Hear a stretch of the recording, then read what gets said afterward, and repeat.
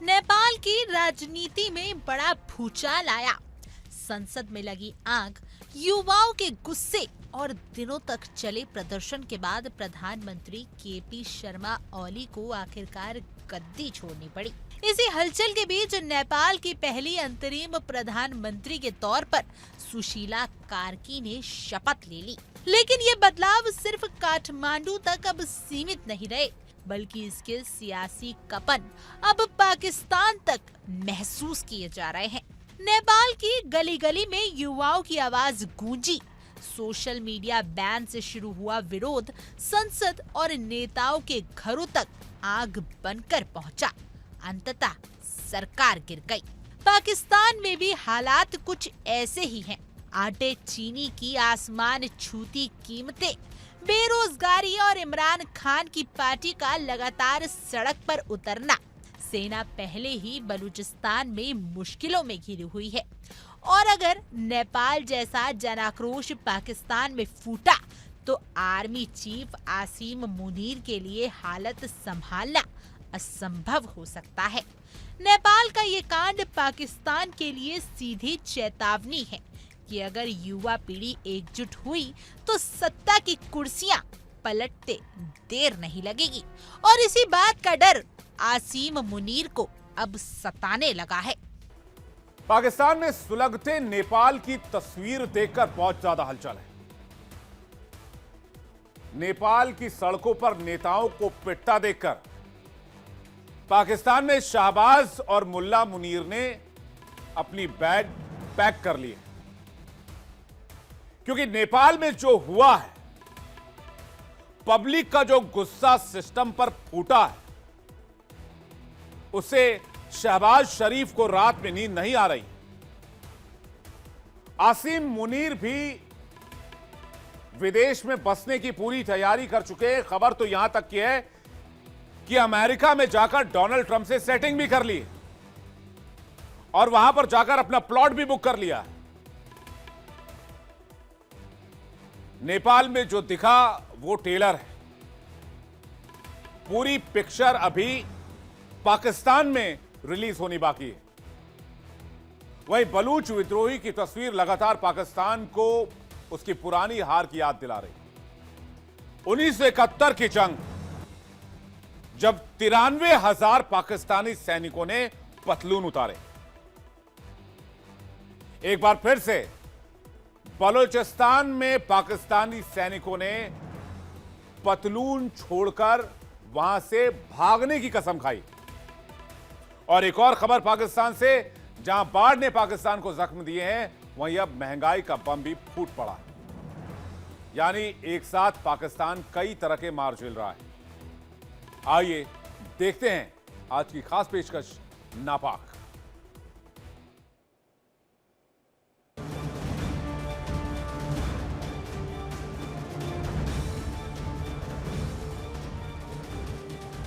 शहबाज की सियासत तो वैसे भी हिचकोले खा रही थी। अब नेपाल का नाम सुनते ही चेहरा फक पड़ जाता है। माइक सामने आते ही जुबान लड़खड़ाने लगती है। आईएसआई चीफ मुनीर, जो खुद को फील्ड मार्शल समझते हैं, नेपाल की क्रांति देखकर गूंगे हो गए हैं। कूटनीति की चालें हो या मैदान की धमक, दोनों मोर्चे पर शहबाज लाचार दिख रहे हैं। अब इस्लामाबाद में तूफान आने वाला है।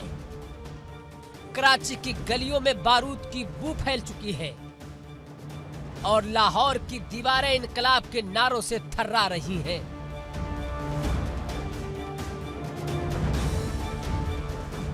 पाकिस्तान अब टूटने की कगार पर है। तो उधर इमरान खान जेल से प्लानिंग कर रहे हैं और पीटीआई सड़कों पर खून बहाने को तैयार है।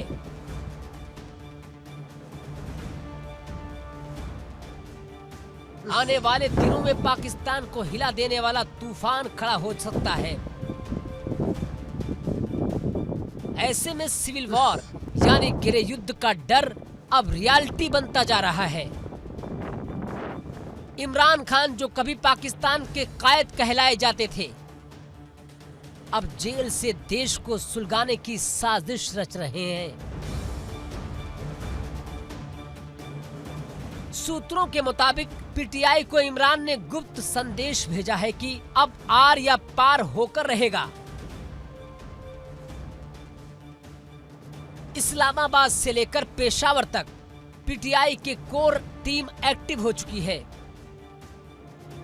जेल में बंद इमरान की तरफ से आंदोलन की तैयारी का हुक्म जारी हो चुका है। सड़कों पर उतरने की तैयारी जोरों पर है। पीटीआई लीडर्स का कहना है कि अब खामोश नहीं रहेंगे। जब तक इमरान खान रिहा नहीं होंगे, तब तक पाकिस्तान में चैन नहीं आने देंगे।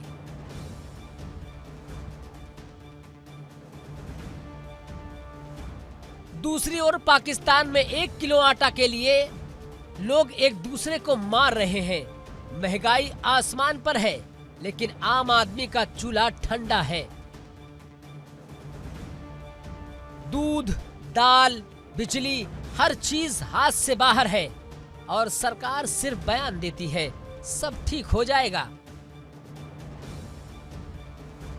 बेरोजगारी ने पूरे मुल्क को निगल लिया है। ना नौकरी, न भविष्य की रोशनी। हर चौथा आदमी बेरोजगार बैठा है।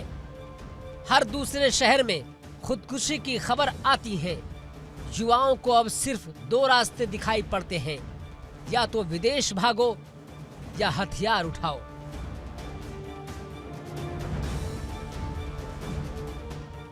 तो शिक्षा का हाल पूछिए मत। स्कूलों में ना टीचर है, ना किताबें हैं। ना सरकारी स्कूलों में बच्चे जमीन पर बैठते हैं और प्राइवेट स्कूल आम आदमी के बच्चों के लिए सपने बन गए हैं।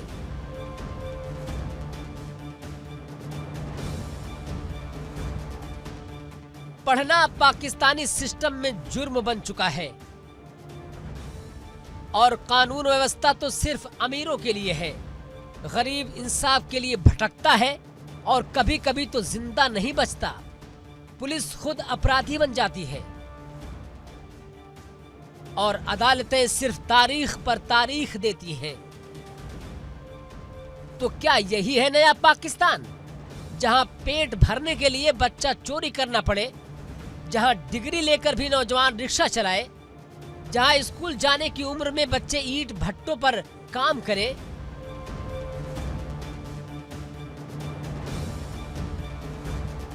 वही आईएमएफ के कर्ज ने पाकिस्तान को गिरवी रख दिया है। रुपया बेबस है, महंगाई बेकाबू है और सियासतदान सिर्फ एक दूसरे को गालियां दे रहे हैं। कोई कहता है कि इमरान दोषी है, कोई कहता है कि शहबाज सरकार नाकाम है। लेकिन सवाल ये है कि आम आदमी का कसूर आखिर क्या है? दूसरी तरफ आर्मी पूरी तरह अलर्ट पर है। आईएसपीआर ने 2 टूक कहा कि राजनीति के नाम पर आगजनी बर्दाश्त नहीं की जाएगी। लेकिन सवाल यह है कि क्या अब हालात काबू में है? क्योंकि पाकिस्तान की फिजाओं में जंग का शोर है। ना सरकार नियंत्रण में है, ना सड़कें शांत है। पीटीआई अगर सड़कों पर निकली तो पाकिस्तान में हालात सीरिया या लीबिया जैसे हो सकते हैं।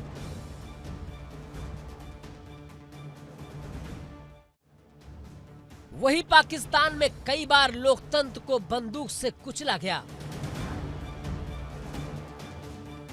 और अब एक बार फिर वही इतिहास दोहराने की तैयारी लग रही है।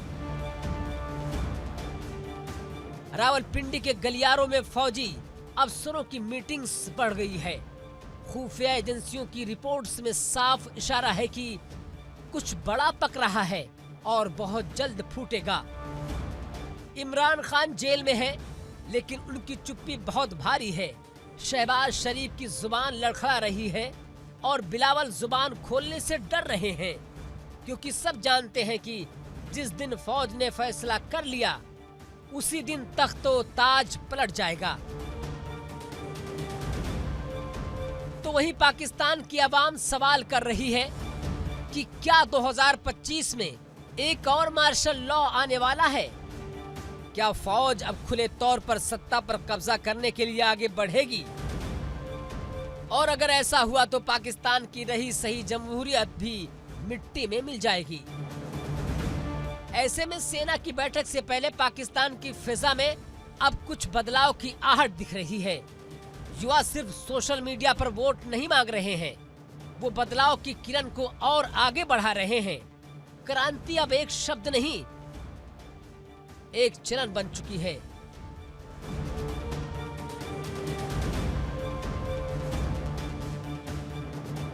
पंजाब, खैबर पख्तूनख्वा और बलूचिस्तान जैसे इलाकों में युवा अब सिर्फ नारा लगाने से आगे निकल चुके हैं। युवाओं ने जलवायु परिवर्तन, बाल विवाह, महिलाओं की शिक्षा और लोकतंत्र पर एक्टिव कैंपेन चलाए। बेरोजगारी के खिलाफ भी शहबाज सरकार से नाराजगी दिखाई। तो क्या पाकिस्तान का युवा सच में क्रांति की राह पर है? क्या ये आवाज सरकार और सिस्टम को बदलने की ताकत रखती है, या फिर दबाकर निगरानी के जाल में फंसा दी जाएगी? क्या पाकिस्तान में संकट से पहले फरार हो जाएंगे मुनीर और शहबाज? आसार तो कुछ अच्छे नहीं दिखते।